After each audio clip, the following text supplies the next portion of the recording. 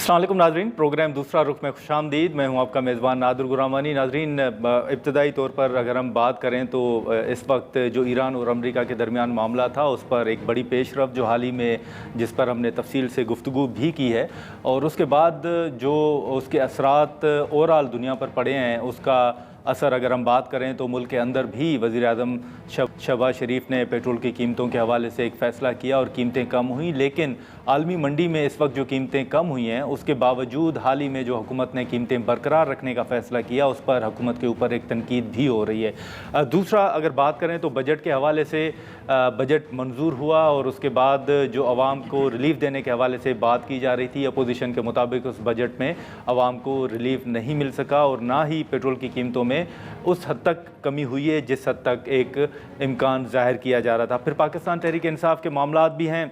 गिलगित बल्तिस्तान में हुकूमत की तश्कील हो, कश्मीर के अंदर आज़ाद कश्मीर के अंदर इंतखाबात में ताख़ीर के हवाले से अगर बात हो उस पर भी बात हो रही है। पाकिस्तान तहरीक इंसाफ के जो मामलात हैं उन्होंने अदालतों से भी रुजू कर रखा है और ख़ान साहब के साथ अभी भी मुलाकातों पर जो पाबंदी है वो बरकरार है, किसी की मुलाकात अभी तक नहीं हो सकी।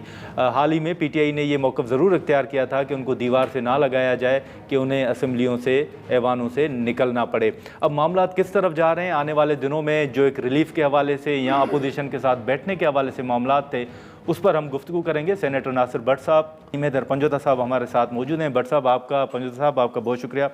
भट्ट साहब, ये मामला जिस पर बड़ी एक कामयाबी पाकिस्तान को हासिल हुई ईरान और अमेरिका के दरमियान, उसके बाद जो तवक्को की जा रही थी, जो स्ट्रेट ऑफ हॉर्मुज़ का आप जिक्र कर रहे थे, हाल ही में हमने देखा कि पेट्रोल की कीमतें आलमी मंडी में कम हुई हैं लेकिन हुकूमत ने बरकरार रखने का फ़ैसला किया। फिर बजट भी आपके सामने। आप समझते हैं कि जितना रिलीफ आवाम तवक्को रख रही थी आपकी हुकूमत ने उतना रिलीफ दिया है? बिस्मिल्लाहिर्रहमानिर्रहीम। देखिए, आपने अभी बात की ईरान और अमेरिका वाली, उसमें पाकिस्तान ने जो किरदार अदा किया वो दुनिया उसको एक्सेप्ट भी करती है और एक बड़ा एक मीडिएटर वाला किरदार, और आज वो फिर किरदार जो है ना वो कामयाबी के साथ हमने दोनों मुल्कों को टेबल पे बिठा के, ये बड़ा मुश्किल था। बिल्कुल। अमेरिका आपको पता है हर 3 घंटे बाद एक नई बात आ जाए, ईरान की भी यही था। हाँ। लेकिन अब जब जंग एक दफ़ा रुकवा दी, ये भी एक पाकिस्तान की बहुत बड़ी कामयाबी थी, और जब जंग एक दफ़ा रुक जाए तो ये नहीं होता कि फिर वो जंग दोबारा शुरू होगी। जंग वो रुक गई और उसके बाद हर अमेरिका अपने को तहफ़्फ़ुज़ात दे, ईरान अपने दे। हाँ। लेकिन एक बात थी कि वो यही कहता था ईरान भी कि पाकिस्तान को मैं बताऊंगा, मैं अमेरिका पे एतमाद नहीं करता जी। अमेरिका भी यही कहता था, ये बहुत बड़ी बात है, और आखिर में ये कामयाबी होगी, साइन हो गए।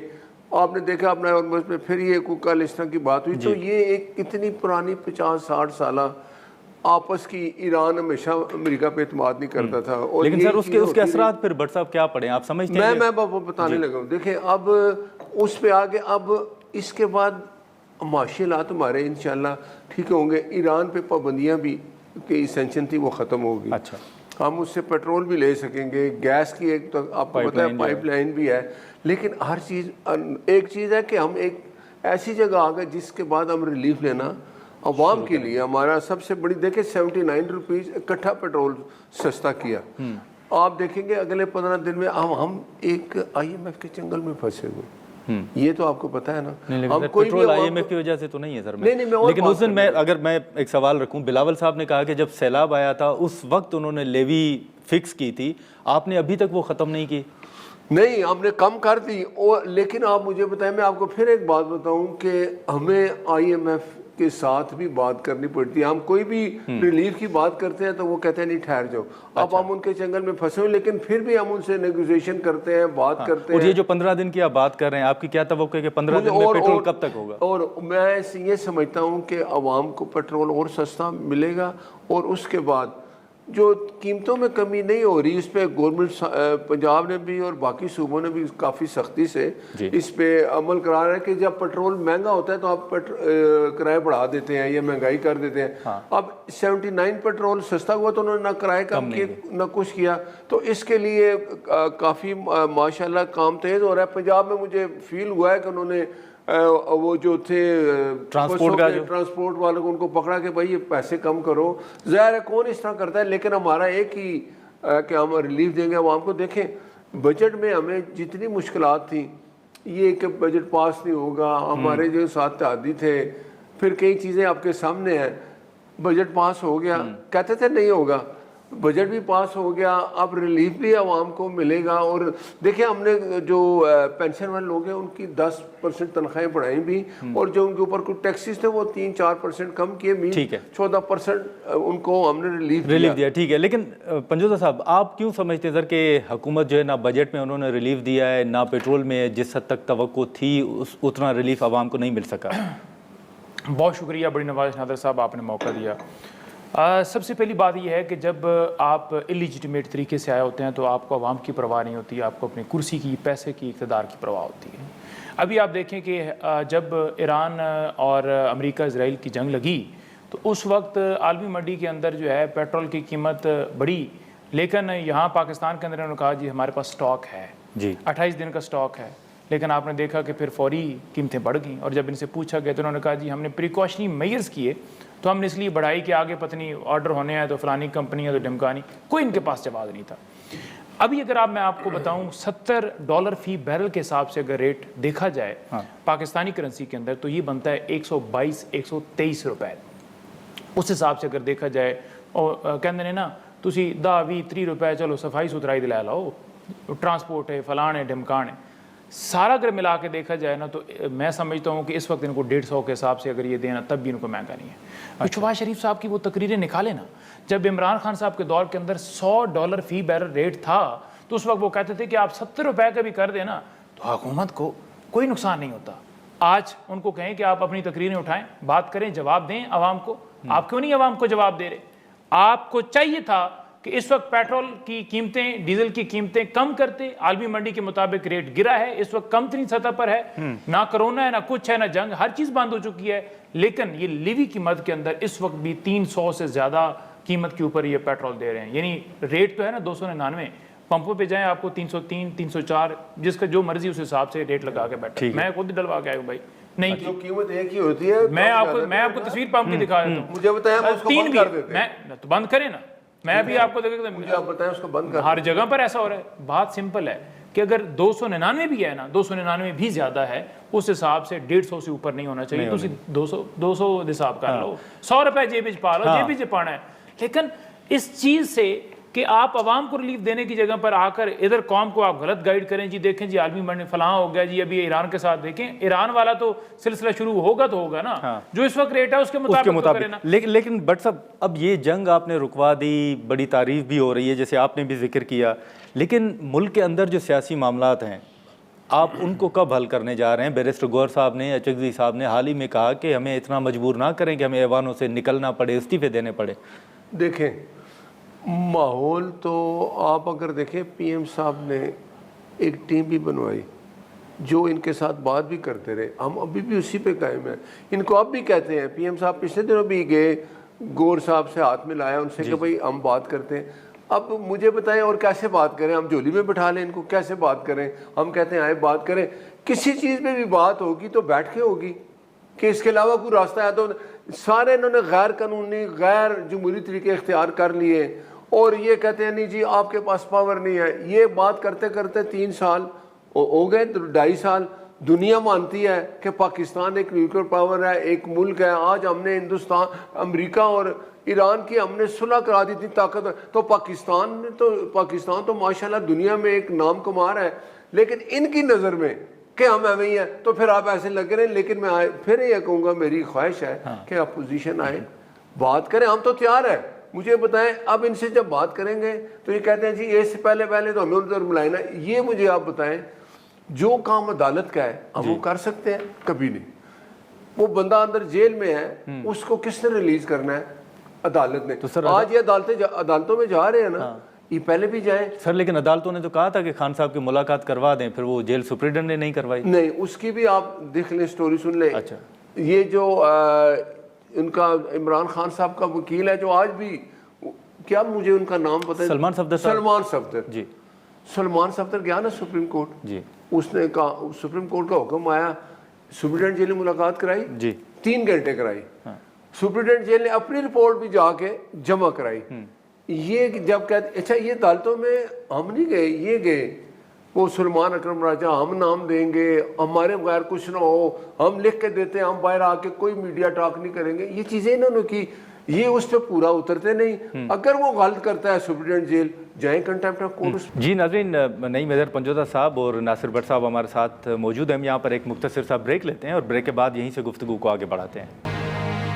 پروگرام میں ایک بار پھر خوش آمدید. آپ کے نزدیک اگر حکومت آفر بھی کر رہی ہے, وزیر اعظم صاحب مل بھی رہے ہیں اچکزئی صاحب سے, گوہر صاحب سے, تو پھر کیا یہ درست نہیں ہوگا کہ پھر پی ٹی آئی مذاکرات نہیں چاہتی یا آپ لوگ ہاتھ نہیں بڑھانا چاہتے؟ نہیں دیکھیں, عمران خان صاحب نے کہا تھا کہ میں قوم کی خاطر اصولی نقطے کے اوپر, یعنی جمہوریت ہو, فری اینڈ فیئر الیکشن ہو, عوامی مینڈیٹ تسلیم کیا جائے یا نیا الیکشن کرا کے فری اینڈ فیئر ہو اور قانون کے مطابق ملک چلے, میرا یہی مطالبہ ہے. اس پر یہ بھاگ گئے. 3 مہینے انہوں نے وقت ضائع کیا. اس وقت انہوں نے 26 نومبر کو گولیاں چلائی ہوئی تھیں, تو لہٰذا یہ اس چیز سے متوجہ ہٹانا چاہتے تھے توجہ, تو یہ چاہ رہے تھے کہ اس چیز کو ڈائلیوٹ کیا جائے.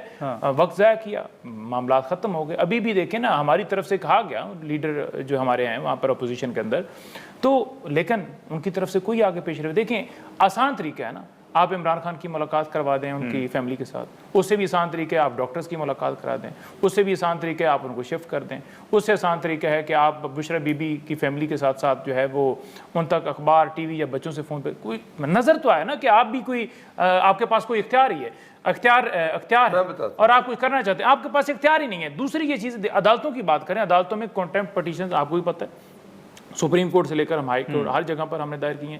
عدالتیں کچھ نہیں کر رہی. اس کی وجہ یہ ہے کہ انہوں نے اپنی مرضی سے وہاں ججز بٹھائے ہوئے ہیں. 26ویں 27ویں 23ویں یہ اٹھا کے ایم این ایز کو کیوں لے کر جا رہے تھے؟ اس لیے کہ عمران خان جیل کے اندر ہیں اور جو اقتدار کی کرسی ہے, کبھی 5300 ارب روپے کی کرپشن آ رہی ہے, کبھی ارب روپے کی صاف ستھرا پنجاب کے اندر کرپشن آ رہا ہے, کبھی جو ہے گندم سکینڈل آ رہا ہے, کبھی دبئی لیکس کے اندر نام آ رہے ہیں. لوٹ مار جو ہے وہ جاری رہے, عوام کی جیبوں سے پیسہ چاہے پیٹرول ڈیزل کی مد کے اندر نچوڑیں. اب آپ دیکھیں طیارہ جو ہے اس کا جو جیٹ فیول ہے وہ کتنے کا ہے؟ وہ ہے 231 روپے کا. اور ایک موٹر سائیکل والا, ایک چنگچی والا, اس کا ریٹ کتنا ہے جی 305 روپے. تو یہ ڈفرنس نہیں ہے کہ پی آئی اے یا یہ طیارے کیونکہ فوجی فاؤنڈیشن بڑے مافیا کے ہیں اور عام آدمی جو ہے وہ تیل مہنگا لے, حالانکہ عالمی منڈی میں کم ہے. اسی طرح آپ بجلی کے اندر دیکھ لیں, 1 یونٹ استعمال کریں گے آپ کو 4 یونٹ کا بل. میں خود فار ایگزامپل میرے 200 یونٹ ریٹ آیا, 200 یونٹ جلے ہیں, ریٹ الگ ہوگا, 300 الگ ہے, اور انہوں نے وعدہ کیا تھا کہ 300 تک تو ہم فری دیں گے. ٹھیک ہے, اب 300 جس کا یونٹ آیا, کسی کا 20,000 آیا, کسی کا 40,000 آیا, کسی کا 50. اسمبلی میں لوگوں نے دکھائے ہیں لوگوں کو کہ یہ دیکھیں ایک عام آدمی جس کی تنخواہ مہینے کی یا سارا وہ کر کے اگر اس کا کوئی روزگار ہے 30,000 ہے, 35,000 ہے, تو وہ کیسے ادا کرے گا, کیسے کرے گا؟ اس کی فکر ان کو ہے ہی نہیں. ان کو ہے کہ عمران خان کو جیل میں رکھنا ہے. ڈاکٹر یاسمین راشد کو 350 سال سزا دے دی گئی ہے, ان کے ساتھ باقی رہنماؤں کو حسان نیازی کی اپیل کا جو رائٹ ہے وہ ان کو نہیں مل رہا. ملٹری کسٹڈی کے اندر انہوں نے سزا دی. پہلے سپریم کورٹ نے کہا کہ آپ ان کو 40 دن کے اندر اپیل کا رائٹ دیں, وہ نہیں دے رہے. ان سے کہا جاتا ہے کہ آپ نے قانون بنانا تھا, سپریم کورٹ کو حکم تھا, کہتے ہیں جی آپ سپریم کورٹ جائیں. بھائی گئے ہوئے ہیں سپریم کورٹ, اور کیا جائیں؟ بٹ صاحب ایک تو ان کی کورٹ والی بات ہے. جی آپ بتائیں. میں ایک بات بتاؤں, یہ جو ان کے طریقہ کار ہے نا, یہ کچھ نہیں ہے, یہ فیل ہے. مجھے آپ بتائیں یہ عدالت کے علاوہ کس طرح اس کو باہر نکالیں گے؟ مجھے وہ راستہ بتائیں. اس لیے تو آپ نے عدالت کو ختم کیا. بتائیں نا. ہمیں سزائیں انہوں نے دی, ثاقب نثار سے لے کے جو آصف سعید کھوسا, سٹنگ پرائم منسٹر کو ڈسکوالیفائی کر دیا فار لائف. کیا کیا انہوں نے؟ پاناما کیس انہوں نے ایک بنایا جس میں میاں صاحب کا نام ہی نہیں تھا. بیٹے سے آپ نے تنخواہ نہیں لی جو بنتی تھی. یہ ان کی حالت تھی. آپ ان کو تو جو یہ بوئیں گے وہ کاٹیں گے نا. تو آپ سمجھتے ہیں کہ ثاقب نثار صاحب, آصف سعید کھوسا صاحب کے خلاف بھی کوئی کارروائی ہوگی؟ میں کہتا ہوں کہ جی اگر ان کے ساتھ ان کے خلاف کارروائی ہو جاتی, ہم تو اس کے لیے تیار ہیں, ہر صورت ہو جاتی. یہ جو ہمارے ساتھ بھائی بیٹھے ہیں جس جہاز پہ چڑھ کے آئے تھے نا, آپ یہ ان کو وہ جہاز دوبارہ مل نہیں رہا. وہ جہاز جیل میں ہے, وہ فیض حمید. دوسرا ہے وہ بیچارہ گرا ہے, وہ باجوہ صاحب, وہ بھی بیمار ہے. اس کو بھی کریں جیل میں وہ میں بتاتا ہوں, اس کو بھی ڈال دیں گے. اور ایک اور ڈالیں گے سر, اور جو آپ والے نثار, جی آپ نے کبھی اس کو دیکھا ہے؟ وہ کسی کے منہ دکھانے کے قابل نہیں ہے. اور جس کے خلاف سازش تھی, جس کا نام تھا میاں محمد نواز شریف, واپس آ گئے, اس ملک میں ہے. نہیں آپ سمجھتے ہیں کہ ثاقب نثار صاحب, آصف سعید کھوسا صاحب یا باجوہ صاحب کے خلاف کارروائی ہوگی؟ ان کے خلاف ہو جاتی تو آج ہم یہ دن نہ دیکھتے. کون کرتا سزا ہو جاتی. ان کو پتہ چلتا, جیسے فیض حمید کے خلاف اس کے ادارے نے فیصلہ کیا نا کہ اس کو سزا ہوگی، اس نے اپنی کہتے ہیں نا جو اس کے ہاتھ میں ایک طاقت تھی، اس نے غلط استعمال کیا. یہی کام کیا اس نے ثاقب نثار نے. آپ ایک ویڈیو دیکھیں، ایک دفعہ ایک سیشن جج بیچارہ اس کو ایسے فون پھینک رہا ہے، دیکھا آپ نے کس رونیت سے وہ کرتا تھا. اور یہ چیزیں کون تھی؟ یہ سب ملے ہوئے تھے. اس نے ان کو لایا، یہ اس کے مرونے ملنے تھے. آپ مجھے بتائیں انہوں نے بند کیا نا وہ کیا اس کو کہتے ہیں RTS بند کیا 2018 میں. جہازوں میں بندے آتے تھے نا، یہ ان کو اپنا ماضی یاد کرنا چاہیے. بالکل نہیں صاحب. میں ایک بات بتاؤں، جب تک اچھا مجھے بتائیں 26 نومبر 9 مئی ہم نے کیا، ہم نے ان کو کہا جی کیوں جاؤ، یہ کہتے ہیں آپ نے کیا. اب ان کا کیا علاج ہے؟ یہ کہتے ہیں آپ نے کیا ہے. تو پھر مجھے بتائیں یہ ننے چوچے ہم ان کو جا کے جی کیوں میں پھینک گئے، جاؤ جی یہاں جا کے یہ آگ لگاؤ اور چیزیں توڑو. تم آپ خود گئے ہو نا.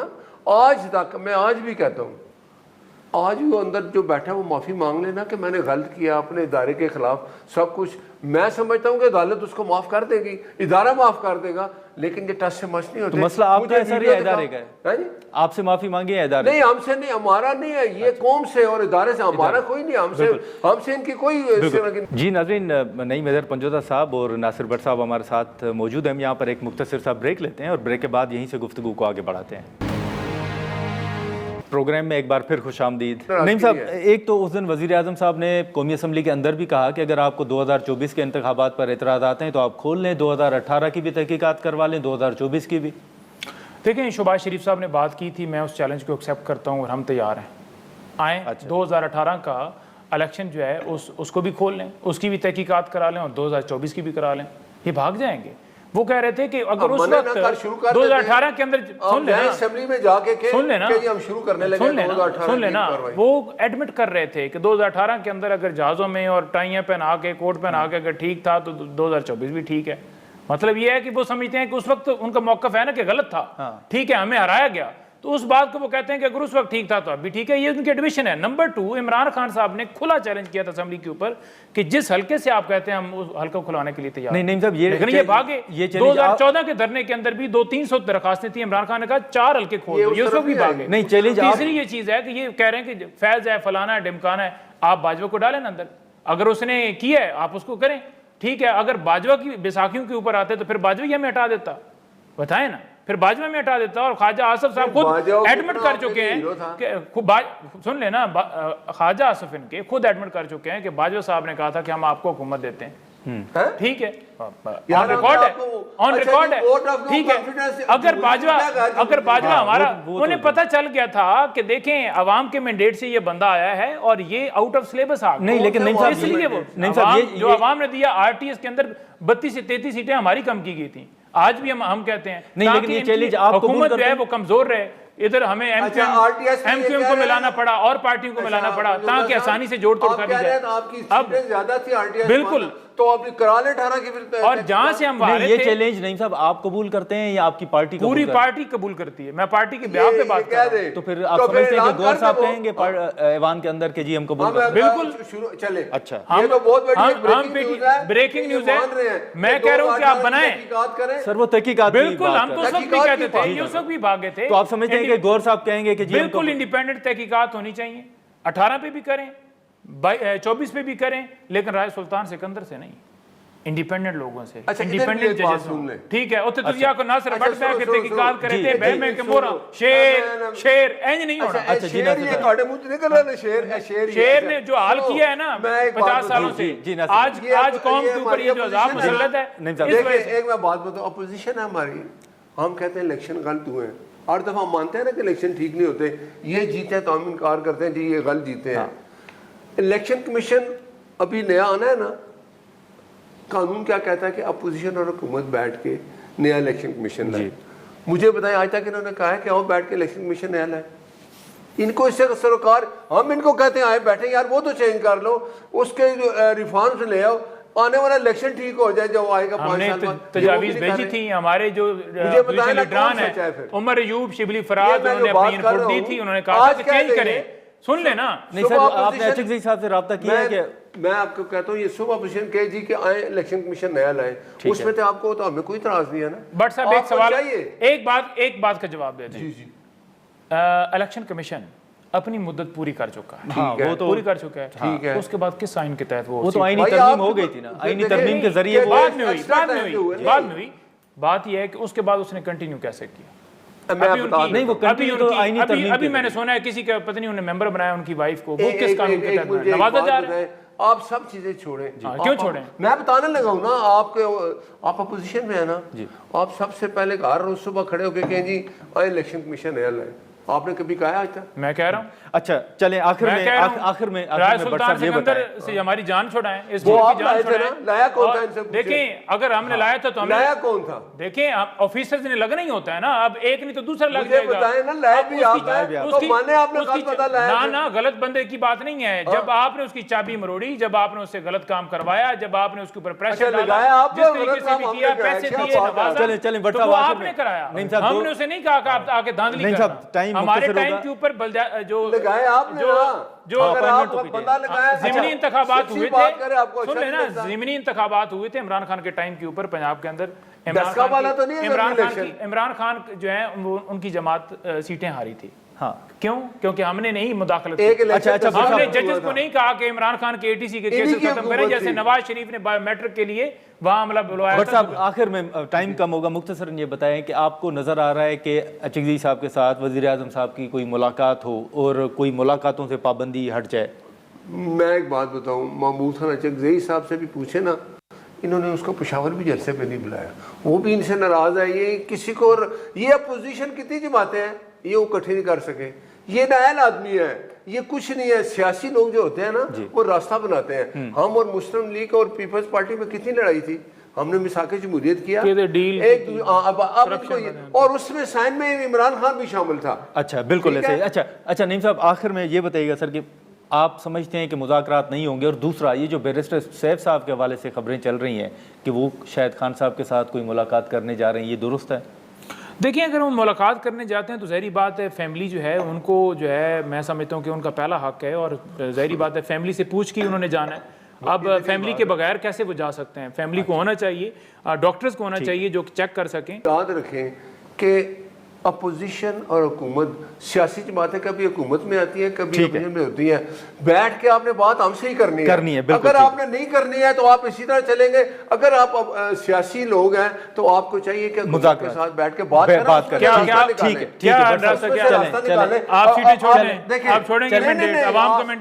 یہ فیصلہ کر لیں کہ الیکشن کمیشن نیا لے. ادھر بات کر لیں نا، لمبی بات تو چھوڑ دیں نا، آپ ادھر طے کر لیں. آپ بتائیں کہ عمران خان کے کیسز کیوں نہیں لگا رہے؟ کیوں عدالت نے لگانا ہے؟ وہ آپ کے متحد ہیں. وہ محسن نقوی میسیج فارورڈ کرتا ہے. وہ افسار عالم پہ کیس کریں جس نے افسار عالم کو بھی آپ لوگوں نے گولی مار دی تھی بیچارہ، وہ حق کی بات کر رہے ہیں. آپ حق کی بات پھر مانے نا اس کی جو محسن نقوی.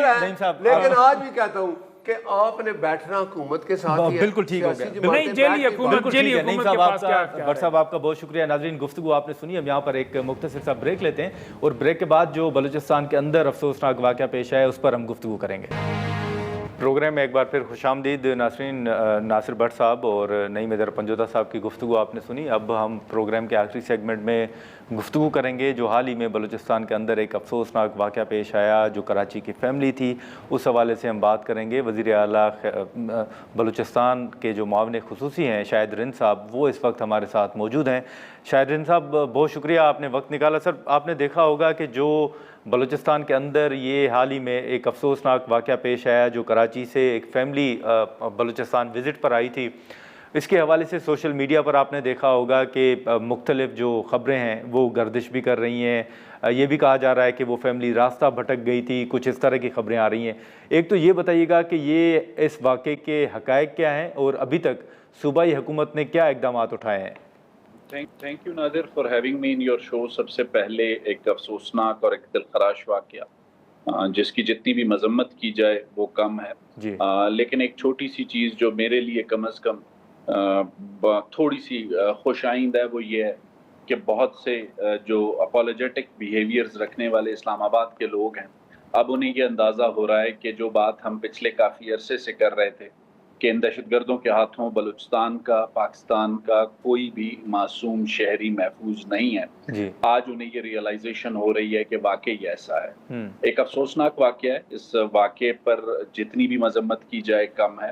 اور اس واقعے کے حوالے سے جو چیزیں سوشل میڈیا پر آئی ہیں، جو اس متوفی شخص کی اہلیہ ہیں، انہوں نے یہ بتایا کہ وہ کراچی کے لیے روانہ ہوئے تھے کوئٹہ سے رات کو، ٹھیک ہے. اور وہ جو ہے راستہ بھٹکنے کی وجہ سے ایک ایسے راستے کی طرف نکل گئے جہاں پر انہیں نامعلوم مسلح افراد کا سامنا کرنا پڑا.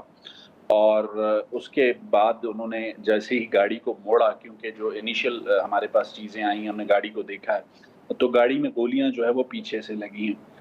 تو اس کے بعد ان کو وہاں سے ایویکیوٹ کرنے میں تھوڑا سا وقت ضرور لگا، کیونکہ کمیونیکیشن کا ایشو تھا اور اس دن 10 محرم کا دن بھی تھا. جی تو جیسے ہی اطلاع ملی اس کے بعد ان کو ایویکیوٹ کرنے کی وہاں سے کوشش کی گئی، لیکن افسوس اس بات کا ہے کہ وہ جو شخص تھے وہ چل بسے اور ان کی اہلیہ زخمی ہوئی. 2 معصوم بچے معجزانہ طور پر میں کہوں گا کہ ان کی ماں کی بہادری کی وجہ سے محفوظ رہے. اس واقعے کے فوری بعد جو گورنمنٹ کا رسپانس تھا، اس علاقے میں انٹیلیجنس بیسڈ آپریشن بھی لانچ کیا گیا، اور اس کی جو تفصیل ہے وہ میں اس وقت آپ کے سامنے نہیں رکھ سکتا. اس کی کوئی آپریشنل وجوہات ہیں، لیکن اگلے ہی روز جس حد تک ہم اس فیملی کو فیسیلیٹیٹ کر سکتے تھے ہم نے فیسیلیٹیٹ کیا.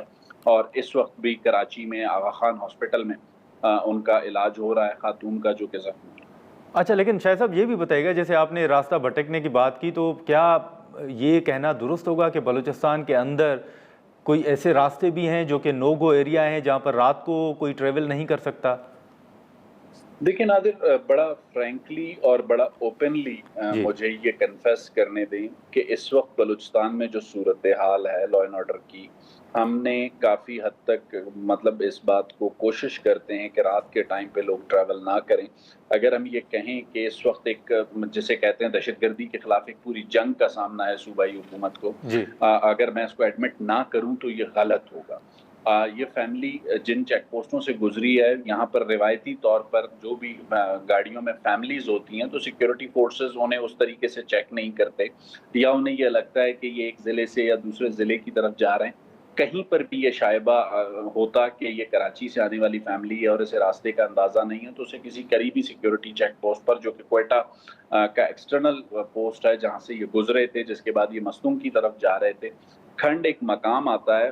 اگر میں آپ کو نادر سمجھانا چاہوں تو اس طریقے سے آپ کو سمجھا سکتا ہوں کہ اگر آپ سپر ہائی وے کراچی پر ٹریول کر رہے ہیں اور آپ تھوڑا سا رائٹ یا لیفٹ ہو جائیں تو آپ بجائے حیدرآباد جانے کے سفورہ کوٹ کی طرف نکل جائیں گے یا کسی اور طرف نکل جائیں گے. تو وہ جو گوگل میپ ہے اس کی وجہ سے ان کا جو راستہ ڈائیورٹ ہوا اور کسی جگہ پہ جسے کہتے ہیں کسی ایک ویرانے مقام پر دہشت گرد موجود تھے، انہوں نے ان کی گاڑی کو روکنے کے لیے کوشش کی. تو میرا خیال ہے جو ابتدائی طور پر ہمارے سامنے چیزیں آئی ہیں تو انہوں نے وہاں سے گاڑی موڑ کر واپس ہونے کی کوشش کی، جس میں دہشت گردوں نے ان پر فائرنگ کی. اچھا شاہ صاحب، جیسے آپ نے ذکر بھی کیا کہ صوبائی حکومت نے کیا کیا اقدامات اٹھائے، آپ نے آپریشن کا بھی ذکر کیا، تو ابھی تک جو ابتدائی رپورٹ ہے اس میں کیا حقائق سامنے آئے ہیں؟ کوئی سراغ جو ہے وہ مل سکا ہے کہ یہ حملہ کرنے والے کون تھے؟ کیا حقائق ہیں؟ دیکھیں، یہ کون تھے یہ اتنا سادہ سا سوال لگتا ہے. بہت واضح طور پہ ہمیں یہ کہنا ہوگا معصوم لوگوں کو چاہے شناختی کارڈ دیکھ کر چاہے گاڑی روک کر قتل کرنے والا کوئی بھی شخص ہو وہ دہشت گرد ہے، اور دہشت گرد کے ساتھ اسی طریقے سے نمٹا جاتا ہے جس طریقے سے دہشت گردوں کے ساتھ نمٹا جاتا ہے. جیسے میں نے آپ کو پہلے بتایا کہ اس علاقے میں ایک انٹیلیجنس بیسڈ آپریشن لانچ کیا گیا ہے. کچھ ریزنز کی وجہ سے اس وقت میں اس کی ڈیٹیلز آپ سے شیئر نہیں کر سکتا، لیکن ایسا نہیں ہے کہ اس علاقے میں بالکل کوئی کارروائی نہیں ہو رہی ہے. قانون نافذ کرنے والے اداروں نے وہاں پر کارروائی کی ہے، اس کی ڈیٹیلز اپروپریٹ وقت پر میڈیا. اچھا شاہ صاحب، آخر میں یہ بھی بتائیے گا کہ آپ کے بھی علم میں ہے کہ بلوچستان بھی بڑی تعداد میں سیاح جو ہیں وہ آتے بھی ہیں مختلف علاقوں سے، تو کیا یہ جو اس وقت حالات ہیں ان حالات کو مد نظر رکھتے ہوئے ان سیاحوں کے لیے کچھ ہدایات ہیں؟ کیا لوگوں کو کہا گیا ہے کہ وہ رات کے ٹائم پہ، جیسے آپ نے ٹریول کی بات کی، تو کیا سیاحوں کے لیے کیا ہدایات ہیں؟ اور دوسرا، بلوچستان کے اندر جیسے خیبر پختونخوا کے حوالے سے کچھ نام لیے جاتے ہیں، بلوچستان کے اندر آپ کی معلومات کے مطابق کون سے ایسے ایریاز ہیں جہاں پر زیادہ چیلنجز آپ کو اس وقت آپ کو سامنا کرنا پڑ رہا ہے ان کا؟ دیکھیں نادر، اس وقت جو میں نے آپ کو پروگرام کے ابتدائیے میں کہا کہ ہم دہشت گردوں کے خلاف ایک پوری جنگ لڑ رہے ہیں. اس جنگ میں جو رول ہے گورنمنٹ اس کو پولیٹیکلی نہ صرف اون کرتی ہے بلکہ لیڈ بھی کرتی ہے، اور چیف منسٹر بلوچستان سرفراز بگٹی واضح طور پر کافی مرتبہ یہ بات کر چکے ہیں کہ فورسز نے پورے بلوچستان کو جو کہ پاکستان کا نصف ہے اسے سیکیور کرنا ہوتا ہے، لیکن دہشت گردوں کو چند منٹوں کے لیے کسی ایک مقام پر سرفیس ہونا ہوتا ہے، اور وہ سرفیس ہونے کے بعد بغیر کسی وجہ کے عام لوگوں کو کس طریقے سے نشانہ بنا رہے ہیں، کاروباری لوگوں کو کس طریقے سے نشانہ بنا رہے ہیں، یہ چیزیں رپورٹ ہو رہی ہیں۔ لیکن اس کے باوجود بھی ہم یہ دیکھتے ہیں کہ بہت سے ایسے سوشل میڈیا ہینڈلرز پر بہت سے ایسے دانشور موجود ہیں جو آج بھی ان دہشت گردوں کو حقوق کی جنگ لڑنے والا تصور کرتے ہیں۔ حالیہ واقعے کے بعد کم از کم انہوں نے اتنی لب کشائی ضرور کی ہے کہ ان دہشت گردوں کی مذمت کی ہے، لیکن اس میں بھی وہ اپولوجیٹک بیہیویئر کے ساتھ ہیں، وہ دہشت گردوں کو نامعلوم افراد اور مسلح افراد کہہ کر مخاطب کر رہے ہیں۔ پتہ نہیں کیوں انہیں اس معاملے میں تھوڑا سا ریلیکٹنس ہے کہ وہ دہشت گرد کو دہشت گرد نہیں کہہ سکتے۔ چلیں، بہت شکریہ شاہد رند صاحب، آپ نے وقت نکالا۔ ناظرین، جو بلوچستان میں حال ہی میں افسوسناک واقعہ پیش آیا، اس حوالے سے شاہد رند صاحب نے جو تفصیلات تھیں وہ ان سے آگاہ کیا کہ کس طرح یہ واقعہ پیش آیا اور جو بلوچستان حکومت نے اقدامات اٹھائے ہیں اس حوالے سے بھی تفصیلات سامنے رکھی گئیں۔ اور اس سے قبل جو ہماری ناصر بٹ صاحب اور نعیم حیدر پنجوتا صاحب سے گفتگو ہو رہی تھی، اس میں ایک مرتبہ پھر آپ نے دیکھا ہوگا کہ جو وزیر اعظم صاحب نے انتخابات کے حوالے سے یا مذاکرات کے حوالے سے بات کی ہے، حکومت کا یہی موقف ہے کہ حکومت تو مذاکرات چاہتی ہے لیکن پاکستان تحریک انصاف جو ہے وہ ہاتھ نہیں بڑھا رہی اور نہ ہی وہ مذاکرات چاہتی ہے۔ اسی کے ساتھ ساتھ جو ملاقاتوں پر پابندی ہے، حکومت کا موقف ہے کہ یہ عدالتی فیصلے ہیں، اور اس حوالے سے اگر فیصلے آنے بھی ہیں یا اگر کوئی پی ٹی آئی کو ریلیف ملنا ہے تو وہ عدالتوں کے ذریعے ہی ملنا ہے۔ البتہ مذاکرات کے حوالے سے زور ضرور دیا جا رہا ہے۔ دوسری جانب اگر بات کریں تو پی ٹی آئی اور خاص طور پر جو اپوزیشن الائنس ہے ان کی اسٹریٹجی کیا ہوگی، اس حوالے سے بھی ملاقاتوں کا سلسلہ جاری ہے۔ حال ہی میں مولانا فضل الرحمان صاحب کے ساتھ بھی ملاقاتیں ہوئیں۔ اب یہ دیکھنا یہ ہوگا کہ اس میں حکمت عملی اپوزیشن الائنس کی کیا سامنے آتی ہے، اور خاص طور پر جو پاکستان تحریک انصاف کا موقف ہوگا یا ان کی حکمت عملی ہوگی، کیونکہ حال ہی میں وہ مولانا فضل الرحمان صاحب سے ملاقاتیں کر رہے تھے لیکن مولانا فضل الرحمان صاحب پی ٹی آئی کے ساتھ ابھی تک نہیں چلے۔ البتہ محمود خان اچکزئی صاحب کی حال ہی میں چند ملاقاتیں ہوئی ہیں، اور یہ امکان ضرور ظاہر کیا جا رہا ہے کہ مولانا فضل الرحمان صاحب اور اچکزئی صاحب کے بڑے اچھے مراسم ہیں، ہو سکتا ہے کہ مولانا صاحب کوئی پازیٹیو جیسچر جو ہیں اس کا اظہار کریں، وہ دکھائیں، اور آگے کوئی مشترکہ حکمت عملی سامنے آئے، یہ دیکھنا ہوگا۔ آج کے پروگرام میں اتنا ہی، اجازت دیجیے، اللہ حافظ۔